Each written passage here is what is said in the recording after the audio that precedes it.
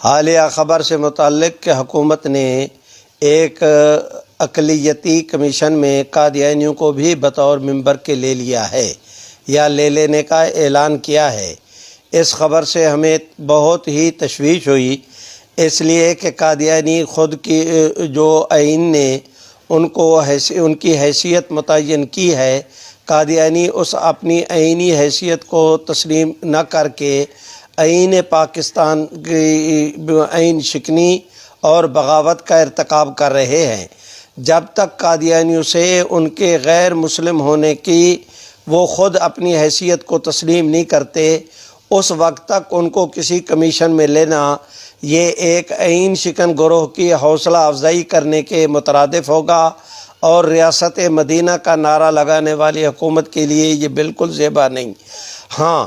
وہ قادیانیوں کو اس اقلیتی کمیشن میں شامل کرنا چاہتی ہے، اور قادیانی بطور غیر مسلم کے تسلیم کر کے اپنے آپ کو غیر مسلم اس کمیشن میں آنا چاہتے ہیں، تو سب سے پہلے اس کا ہم خیر مقدم کریں گے کہ انہیں ضرور اس کمیشن کے اندر لیا جائے۔ لیکن جب تک وہ اپنے آپ کو غیر مسلم اقلیت تسلیم نہیں کرتے،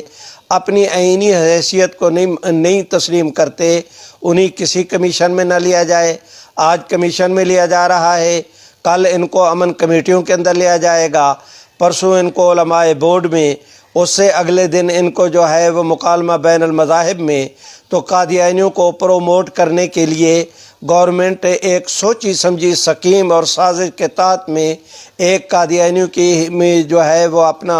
حمایت اور قادیانیت نوازی کے لیے ایک ایسا پلیٹ فارم سرکاری سطح پر ان کو مہیا کر رہی ہے جس کی جتنی مذمت کی جائے وہ کم ہے۔ قادیانیوں کو کمیشن میں شریک کرنا ہے، پہلے وہ اپنی آئینی حیثیت کو تسلیم کریں، بطور غیر مسلم کے وہ کمیشن کے اندر آئیں، ہم ان کا خیر مقدم کریں گے۔ لیکن اگر وہ خود کو غیر مسلم تسلیم نہیں کرتے